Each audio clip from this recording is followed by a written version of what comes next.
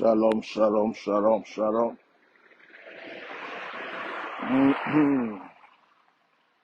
Si une personne se connecte,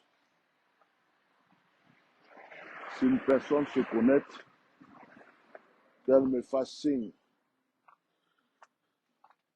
Dès qu'une personne est connectée, je ne sais pas si j'ai un bon réseau ici. Donc, dès que tu es connecté, mets des cœurs.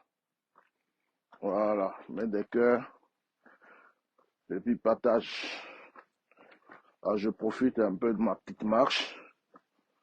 J'espère que le réseau va être bon. Parce qu'il y a des zones où le réseau n'est pas trop ça. Voilà. Mettez les cœurs. Partagez. Voilà. Fais une petite marche là. On va discuter un peu.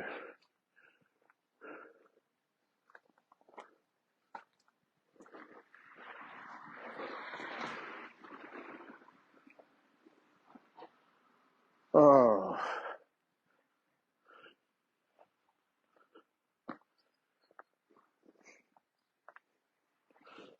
Non, mettez les cœurs. Partagez.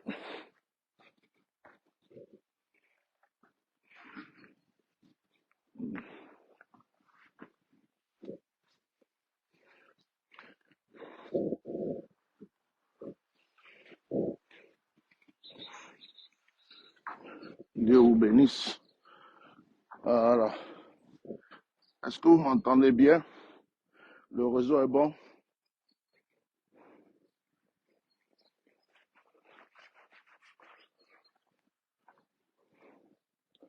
Ok.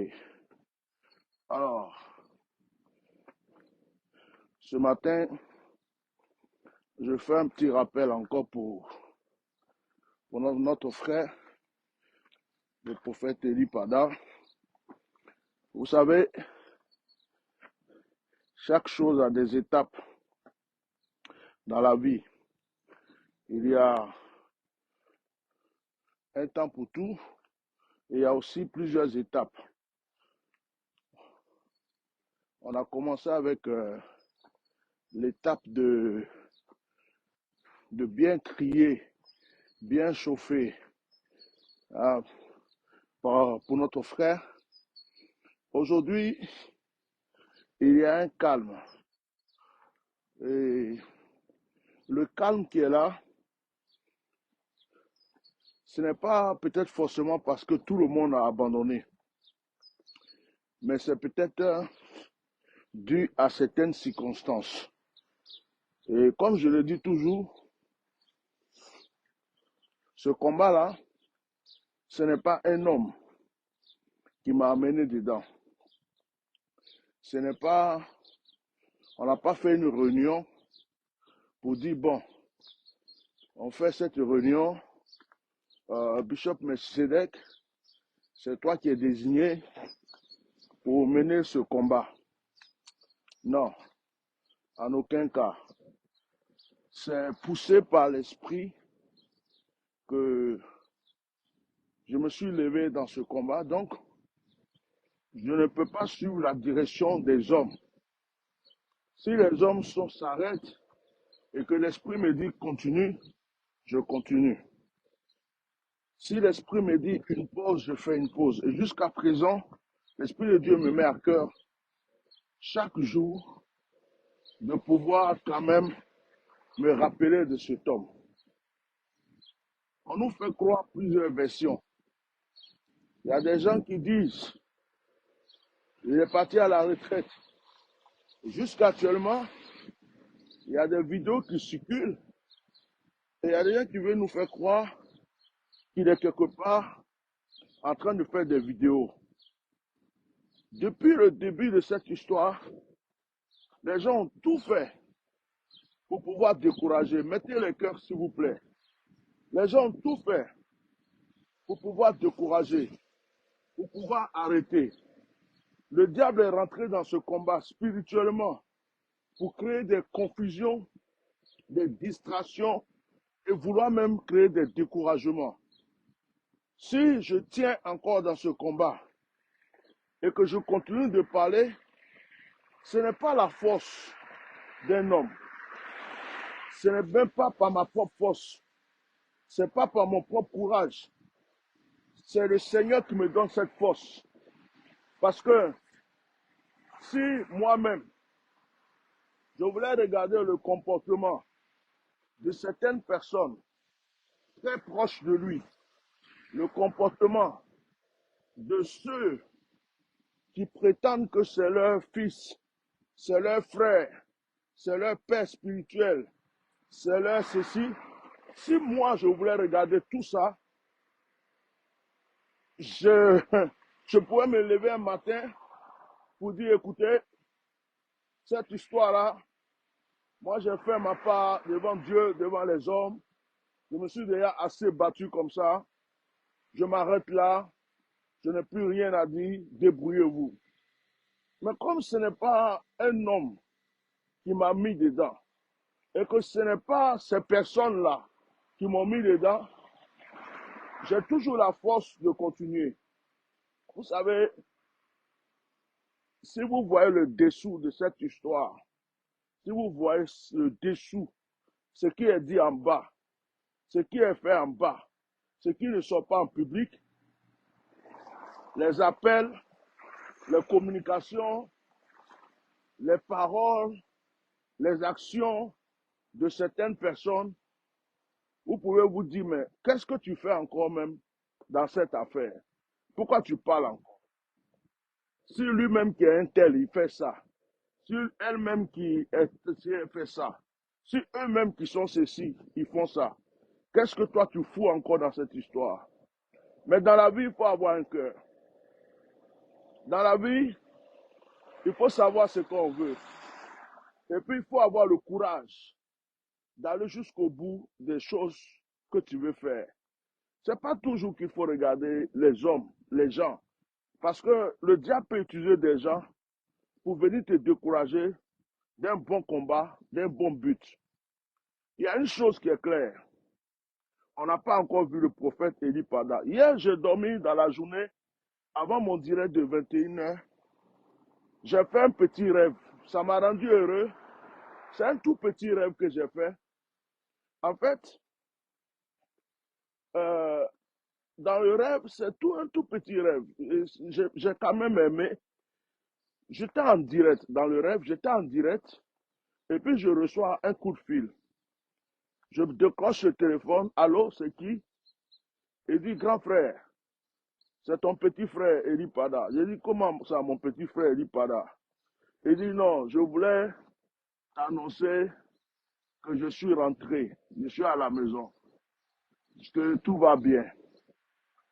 Et puis, dans le direct, j'ai commencé à sauter de joie.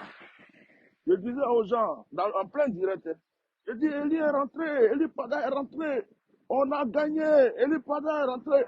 Et j'étais en train de sauter et de danser comme ça dans le direct. C'était pendant un direct.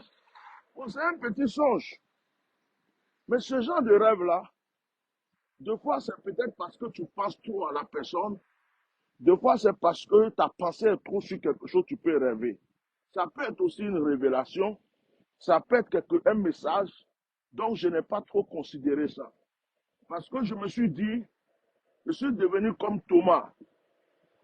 Et tant que je ne vois pas cet homme-là physiquement, pour moi, que ce soit rêve, révélation ou tout ce qu'on va me dire de gauche à droite, tant que je ne le vois pas physiquement, pour moi, le combat continue.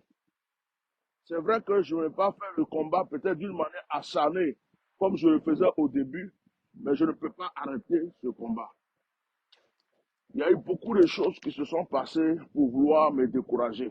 Beaucoup de choses, beaucoup de paroles, beaucoup de choses, beaucoup de comportements de la part de certains qui sont proches de lui, de la part de certains qui ont un droit même sur lui, de la part de certains qui sont des personnes qui profitaient de sa présence. Mais Eli Pada lui-même ne m'a jamais fait du mal. Il m'a jamais dit quelque chose de truc. Il m'a jamais truc. Donc, c'est pour lui que je lutte. Donc, je suis dans ce combat. Je voudrais ce matin dire à tout le monde que nous devons continuer à prier. Nous devons continuer à prier. Nous devons continuer à persévérer. Je voulais dire à tout le monde de ne pas baisser les bras. La seule chose qui me retient aujourd'hui, pour ne pas faire trop de bruit, c'est l'avocat. Vous savez, je vais vous expliquer quelque chose aujourd'hui. Ce n'est pas moi qui ai pris l'avocat. Ce n'est pas moi qui discute avec l'avocat. Si c'était moi qui ai discuté avec l'avocat, si c'est moi qui ai pris l'avocat, je me lève le matin, je lui dis, oh, Do, voilà comment moi je vois les choses, fais-le comme ça, mais pourquoi tu attends ceci, pourquoi tu attends cela?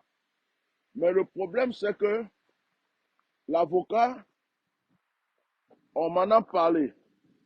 Et les personnes qui m'en ont parlé sont proches de l'avocat. Et ces personnes-là sont aussi proches de l'IPADA. Donc, l'avocat est plus en relation avec ces personnes qui sont proches de l'IPADA. Et moi, j'ai donné mon accord pour cet avocat parce que c'est un avocat qui fait le poids. Jusqu'à présent, l'avocat et moi-même personnellement, on ne discute pas. Mais c'est quelqu'un de très proche à qui je fais confiance, qui est proche de l'IPADA, qui me renvoie tout ce qu'il faut. Bon, parce que en général, ceux qui sont proches de l'IPADA, la famille de l'IPADA ou l'église de l'IPADA ne veulent pas, en fait, certains ne veulent pas se mêler de ces choses, certains ne veulent pas réagir de la manière dont nous réagissons parce que je ne sais pas si c'est parce qu'on les a intimidés, s'il y a des menaces sur leur vie, s'ils ont peur de quelque chose, ou parce qu'ils savent des choses et que ces choses-là, c'est entre eux, ils les gardent pour eux, ils ont une autre manière de réagir. Donc, il y a même beaucoup de personnes dans son entourage qui ne savent même pas c'est qui l'avocat, qui ne savent pas c'est qui. Donc, le problème d'avocat, c'est un petit groupe restreint. L'avocat, c'est un petit groupe restreint. C'est juste peu de personnes. Peu de personnes. On est deux ou trois qui savons, oui, deux ou trois qui savons qui est l'avocat. On est deux ou trois qui savons qu'est-ce qu'il est en train de faire. Donc, le problème pour moi aujourd'hui, à chaque fois que j'appelle la personne qui est très proche de l'IPADA, qui est en France ici avec moi, et la personne aussi qui est en contact avec l'avocat et les autres, la dernière fois, l'avocat a un problème international, il est en train de le régler, on l'a appelé urgemment, mais dans cette semaine qui arrive là, où je ne sais pas si c'est celle-là au début de la semaine, il doit faire une réunion avec les personnes concernées. Donc, quand on te dit que l'avocat est en train de faire ceci, il a dit cela, l'avocat dit d'attendre cela, l'avocat veut sortir pour faire ceci. Bon, toi, tu es là, tu as le fusil en main, tu as les armes en main, mais on ne t'a pas encore donné l'ordre en tant que soldat. On ne t'a pas dit de tirer. On te dit, attends le signal. Bon, qu'est-ce que je peux faire de plus? Qu'est-ce que je peux faire de plus? À part parler. Parce que si je me lève tout de suite et que je vais à l'encontre de ce que l'avocat a dit, je me lève et je commence quelque chose que ce n'est pas ce que l'avocat avait dit. Les mêmes personnes qui viennent me parler dans les coulisses, qui sont des bons conseillers. Oh, il ne faut pas faire ça. Bon, ça, il faut le faire comme ça. Ça, là, vraiment, tu as fait ça, mais ça, c'est comme ça. Vous savez, ce n'est pas facile, hein, dans ce que je suis là. Ce n'est pas vraiment facile. C'est vraiment pas facile. Parce que tu veux aider quelqu'un, tu veux défendre la cause de quelqu'un, tu luttes pour la cause de quelqu'un, Et tu as l'impression que deux fois, on vient te mettre des petits bâtons dans les roues, on vient t'arrêter un peu, on vient te stopper. Et ceux qui font ça sont ceux qui sont censés te booster, qui sont censés te donner la force, qui sont censés te donner le courage. Ceux qui viennent t'arrêter là, ce sont ceux qui sont censés te dire, crie fort, n'arrête pas de crier, parle fort, n'arrête pas de parler. Ce sont ceux-là qui de fois vont venir te dire, oui, là, ce côté-là, tu as dit, mais attends, là, pardon, il ne faut pas dévoiler ça, parce que si tu as dit ça, ils vont dire ça, ça. Bon, faut pas, ils vont croire que ça. On dirait qu'il y a un groupe de personnes qui est caché derrière, qui fait je ne sais quoi, et qui a un plan, qui ne veut pas dévoiler, qui est au courant de quelque chose, et qui font les choses à leur manière, mais ces choses-là viennent retarder ce que nous faisons ou stopper ce que nous faisons. Voilà la situation dans laquelle nous sommes. Bon, maintenant, si moi, je me dis, oh, ils ont dit ça, ils ont dit ça. Donc, je vais m'arrêter là. Et puis, je vais les regarder. C'est comme si j'ai fermé ma bouche. Par exemple, ce matin, je me suis levé, je me posais la question, mais qu'est-ce que je n'ai pas encore dit que je vais encore aller dire? Qu'est-ce que je n'ai pas encore fait que je vais encore aller faire? La seule chose qui reste, c'est de dire aux gens, la cagnotte que vous avez fait, voilà ce que ça coûte. Voilà. Et la chose que je peux faire, c'est de dire aux gens, voici le nom de l'avocat. Voilà ce qu'il est en train de faire. Voilà ce qu'il est en train de faire. Au moins ça amène un changement dans l'histoire. Mais jusqu'à présent, je suis obligé de tenir le nom de l'avocat en secret. Or, l'avocat lui-même a déjà commencé des procédures. L'avocat lui-même a déjà contacté des personnes. L'avocat lui-même a déjà mis ses pieds dans des endroits. En réalité, ceux que nous attaquons là, ils savent déjà qui est l'avocat. Je ne sais pas si je me fais comprendre. Ils savent déjà qui est l'avocat. Mais moi, je n'ai pas le droit pour le moment de parler de celui-ci. Bon, je passe où? Je passe là ou là-bas. C'est où je vais avoir le réseau. Bonjour. Ah oui, hein? Ah, je vous connais. Ah là là, vous êtes bien habillé là. Tout est assorti, la chaussure, la veste, tout. C'est madame qui a fait le choix? Ah là là, elle a fait de beaux choix. Merci beaucoup. Elle vous dira, madame, qu'elle s'est fait le choix. Hein? Ok. Bon. Donc, vous voyez, le réseau. Hein? Excusez-moi, je vais passer ici. J'espère que le réseau va être bon. Voilà.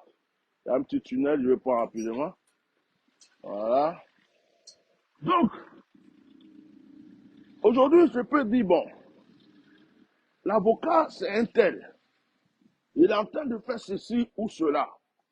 Mais dans tout ce que tu fais dans la vie, il y a ce qu'on appelle le secret professionnel. C'est-à-dire que, et j'espère que vous m'entendez toujours, je passe sur un petit tunnel, je vais sortir tout à l'heure. D'accord? Il y a le secret professionnel. Il y a des choses qu'on peut dire en public et il y a des choses, mettez des cœurs pour que je sache que vous m'entendez bien, vous m'écoutez. D'accord? Il y a des choses qu'on peut dire en public, mettez des cœurs, partagez, augmentez les vues. Mhm. Mettez des cœurs, je veux savoir que vous êtes là. Je ne veux pas parler dans le vide, mettez des cœurs.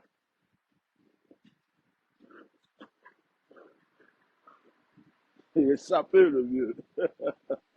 Sa femme l'a sapé, on dirait un jeune homme, on dirait un enfant. Hein, comment il est sapé là-bas? Où est le vieux là? Voilà. Donc, donc, Je vais m'arrêter quelque part parce que je m'en vais au marché et je ne vais pas continuer à parler au marché. Donc, je vais terminer ce direct ici avant d'aller au marché. Je vais me chercher du poisson frais. Donc, où est-ce que je peux me mettre? Il y a trop de bruit de voiture ici. Bon, on se trouve un coin. Donc, il faut qu'on avance. Il y a des gens, par exemple, qui nous ont fait confiance, qui ont fait des cagnottes, qui prient, qui encouragent. Moi, je suis censé leur faire les points de, c'est-à-dire le compte, c'est-à-dire à chaque fois leur donner, leur dire, bon, il y a ça, il y a ça, il y a ça. Parce que ces personnes ne peuvent pas sortir pour faire des directs, mais ces personnes, c'est comme si je suis leur voix, je suis leur porte-parole. Quand je parle, c'est comme si c'est eux qui sont en train de parler. Ils se retrouvent en moi. Vous voyez? Bon, si c'est toujours la même chose qu'on vient leur dire, si c'est toujours venu crier, il dit, Pada, il a été pris là, il a été à la DST, il était à la Maca, après il allait à Sobroko, maintenant il se retrouve dans tel endroit. Si c'est toujours les mêmes chansons qu'on va venir chanter pour ces personnes-là, hein, si c'est les mêmes chansons, en ce moment on ne les apporte plus rien. Donc j'ai l'impression que je lutte, on me tient les deux pieds, on me tient les deux mains, et puis on me tire en arrière. L'énergie que j'ai, la force que j'ai pour pouvoir mener ce combat, j'ai l'impression qu'on vient de la diminuer d'une manière où les gens ne se rendent pas compte. Bon, je suis dans la position où est-ce que je baisse les bras? Est-ce que je laisse tomber? Est-ce que je coûte ces personnes? Est-ce que je continue mon combat? Bon, ce matin, je vais m'arrêter là. Je suis déjà vers le marché, juste pour dire que je vais continuer. Et je suis en train d'attendre. Parce que comme on m'a dit la semaine prochaine, je suis en train d'attendre cette histoire d'avocat, qu'on me donne le feu vert de vous dire au moins qui est l'avocat. Qu'on me donne le feu vert de vous dire au moins ce que l'avocat est en train de faire. Parce que je suis bien sûr seul dans mon combat, mais il y a des gens proches, il y a des gens qui m'ont fait confiance, des gens que je respecte, qui ont pris l'initiative de mettre la main sur cet avocat. Et si demain, je n'écoute pas ces personnes, la vie continue. Demain, tu as un autre problème, ces personnes vont dire, oh, toi, tu n'es pas un homme de confiance. Hein? Ces personnes vont me dire que je ne suis pas un homme de confiance. Et si ces personnes vont me dire demain que je ne suis pas un homme de confiance, dans une autre histoire, parce qu'ils ne peuvent pas se fier à moi, parce qu'ils se sont confiés à moi, je n'ai pas fait ce qu'ils ont dit. Donc, vous voyez un peu dans la situation où je suis. Tout ce que je peux vous demander ce matin, c'est de continuer à prier pour le prophète Eli Pada. Le problème est vraiment spirituel et c'est un problème vraiment mimé. Parce qu'il y a des choses en dessous. Il y a des histoires en dessous. Il y a des cachotteries en dessous. Il y a des complots en dessous. Il y a des réunions en dessous. Il y a des gens qui savent des choses. Il y a des gens qui ont eu l'occasion même d'entendre la vraie voix d'Eli Pada. Il y a des gens qui savent réellement ce qui se passe. Eux, ils n'ont pas besoin de révélation. Ils n'ont pas besoin de dons de voyance. Ils savent exactement ce qui se passe. Mais ces personnes-là sont là et ces personnes nous regardent, en train de crier le matin, en train de parler le soir. D'autres même vont venir pour dire, oh, du courage, continue ce que tu es en train de faire, n'arrête pas. Mais ils ne viendront jamais te donner leur information. D'autres vont te dire, bon, écoute, ce que tu fais, c'est bien, mais il ne faut pas attaquer un tel. Il n'a rien à voir dedans. Parce que moi, je sais. Mais ils ne vont jamais te dire pourquoi ils disent qu'ils savent. Il y a d'autres qui vont venir. Comme au début, certains ont dit, après la CAN, on va aller voir les autorités. on va intervenir. Ces personnes-là, on ne les voit plus. C'est comme si ces personnes ont disparu.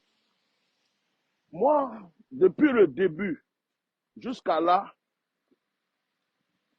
je me sens seul dans ce combat. Je me sens vraiment seul. Et je sais qu'il y a des gens qui ont fait des choses, je reconnais. Il y a des pasteurs qui ont parlé. Il y a des prophètes qui ont parlé. Il y a des cyberactivistes qui ont parlé. Il y a des gens qui ont intervenu. Mais dans la rue où je suis, ce n'est pas facile. Ma prière aujourd'hui, c'est que cette histoire s'achève. C'est que ce monsieur rentre chez lui, afin que je puisse me concentrer sur mon ministère, sur ma famille. Je me retire très bientôt pour un moment de retraite, un moment de jeûne. Je me retire très bientôt pour chercher encore plus la face de Dieu. Je me retire très bientôt pour questionner encore le Seigneur et pour faire encore plus des actions prophétiques. Ça, je me retire bientôt pour le faire. Parce que c'est un problème spirituel. Mais en même temps, moi, qui suis-je? Je ne suis pas le père d'Elipada. Je ne suis pas son oncle. Je ne suis pas sa mère. Je ne suis pas son église. Je ne suis pas son frère de même père ou de même mère. Je ne suis rien pour lui. Je ne suis qu'un serviteur de Dieu, un ouin de Dieu, qui porte le fardeau d'une personne. Mais je ne vais pas obliger les autres personnes qui sont proches de lui à faire des choses qu'ils n'ont pas envie de faire. Donc, bien-aimés, restons dans la prière. Bien-aimés, continuons à persévérer dans la prière pour cet homme. Et il y a une voix qui me dit, il faut continuer dans le sens, dans ce que tu fais là. Il faut continuer. Même si tu ne peux pas faire du bruit comme tu faisais au début, mais il ne faut pas te taire. Parce que ce monsieur-là, qu'on veuille ou pas, il est quelque part. Mais ce que nous voulons, c'est qu'il rentre chez lui. On peut le déplacer de gauche à droite, ou il peut se déplacer de gauche à droite. Et au point où on est, on est arrivé au stade où on s'en fout de qui il a pris, de où il est, de est-ce qu'il s'est déplacé tout seul. Ce côté-là ne nous dit plus rien. Ce qui est important pour nous, c'est qu'il rentre chez lui, que ce soit de lui-même ou que les gens l'aient mis quelque part. Il a dit, ma vie est menacée. Et même si c'est lui-même qui allait quelque part, quelqu'un qui va s'enfuir pour laisser sa famille, pour laisser tout ce qu'il a, c'est que vraiment il se sentait en danger. Donc nous voulons que le danger s'arrête et que cette personne rentre chez lui. Ce matin, je suis encore en train de vous encourager. Je marchais un peu là, je marchais pour aller au marché, parce qu'aujourd'hui c'est jour de marché et je voulais chercher un peu de poisson frais. Donc, j'ai voulu faire ce direct tranquillement ce matin, hein, pour que on puisse parler. Je n'abandonne pas le combat, je continue. Alors, je dis à tous ceux qui m'entendent aussi, qui ont une relation, qui sont avec moi dans cette histoire de l'avocat. Mettez un peu de pression à l'avocat. C'est un avocat. Mettons-lui la pression. Mettons-lui la pression un petit peu pour qu'il sorte, qu'il intervienne pour que nous autres, on puisse continuer à bouger comme il faut. Donc vraiment, vraiment, vraiment, tout ce qu'on peut faire, c'est de continuer, continuer, continuer à persévérer, continuer à prier pour lui. Et ne l'oubliez pas, vous savez, il y a des choses qui sont très fortes dans ce monde. La pensée. Quand tu penses à quelqu'un, même sans rien dire, la personne peut savoir que tu penses à lui. La pensée est très forte. Je me rappelle quand j'étais gamin, j'étais encore ado, et que je sortais pour aller jouer, pour faire mes trucs. Ma maman, elle savait à quelle heure j'arrivais, pourtant je ne l'appelais pas. Le téléphone portable n'existait pas. Elle sait que mon fils qui allait à Abidjan va rentrer aujourd'hui. Quand il va rentrer, ça sera avec telle heure. Elle a déjà préparé ma nourriture. Quand j'arrive, elle dit, je savais que tu venais. Parce que sa pensée était sur moi. Voilà. Sa pensée était sur moi. Hein? Donc, vous voyez, aujourd'hui, vous allez savoir en Côte d'Ivoire que vous n'avez pas vraiment de bons pasteurs. Vous allez savoir en Côte d'Ivoire aujourd'hui que vos églises sont dirigées par beaucoup d'hypocrites, de mafiosos. Je suis découragé de beaucoup de personnes parce qu'il n'y a plus d'amour dans l'église. Une histoire pareille, on ne peut pas la laisser sur le dos d'une personne. C'est toute l'église entière qui devrait se lever. Hein? C'est toute l'église entière qui devrait se lever. Des pasteurs, des évêques, même de l'église catholique, tout le monde devrait vraiment intervenir pour cette histoire. Mais aujourd'hui, regardez vos églises, regardez vos pasteurs. Tout le monde est en paix, tout le monde est tranquille. Tout le monde se comporte comme si tout va bien. Ils ne sont même pas inquiets. Mais s'ils ne sont pas inquiets, je ne comprends pas. Certains disent non, c'est lui-même qui est parti en retraite. D'accord. Si c'est lui-même qui s'est retiré et qui est parti à la retraite, d'accord. Mais on a vu une vidéo où il a dit, hein, ma vie est menacée. Ma vie est sérieusement menacée. On a vu cette vidéo. Donc, si quelqu'un sort pour dire au monde entier, ma vie est menacée, ma vie est sérieusement menacée, et puis on ne voit pas cette personne chez lui à la maison, la moindre des choses pour des chrétiens, des serviteurs de Dieu, pour les églises, c'est de se dire, mais non, qu'il soit en retraite, qu'il se soit retiré ou pas, si on l'a attrapé ou pas, si on a fait quoi, nous voulons savoir où est ce monsieur. Parce que ce monsieur a dit sa vie est menacée. Mais personne ne bouge. Personne ne réagit. Personne. Tout le monde est dans son coin, tranquille. Et ça, c'est posé sur le dos du bishop Melchisedec. C'est un fardeau. Une personne m'a appelé pour me parler. Je lui ai dit, t'inquiète pas, c'est ma croix. Je vais porter cette croix jusqu'à ce qu'elle me soit légère. Parce que Jésus a porté sa croix et chacun aura sa croix. L'histoire de l'Ipada est devenue comme une croix que je porte. Mais une croix, une grosse croix, une lourde croix. Une croix incompréhensible. Une croix, vraiment, on a du mal à la porter. Tu la portes, tu tombes, tu te relèves, tu tombes, tu te relèves. Ça ne va pas chez vous? Vous connaissez le prix de ce téléphone? Pourquoi vous occupez jamais de vos problèmes? Vous ennuyez, madame, hein? C'est interdit de téléphoner dans tu es folle, toi. Eh, faut te soigner, hein?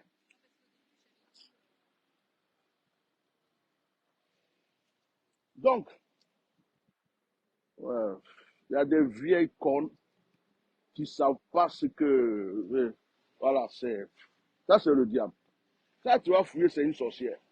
C'est interdit. Même le maire de la ville ne peut pas m'acheter ce téléphone. Donc, excusez-moi, je vais continuer mon truc. Où est le diable? Je suis tranquille en train de parler. Tout le monde passe. C'est elle seule. C'est interdit de téléphoner dans la ville. Et voilà. Donc, je répète que j'en étais où d'ailleurs? La vieille folle là, la sorcière là, elle m'a pris mes paroles. Donc voilà, l'église, on n'a pas d'église, on n'a pas d'église, on n'a pas d'église.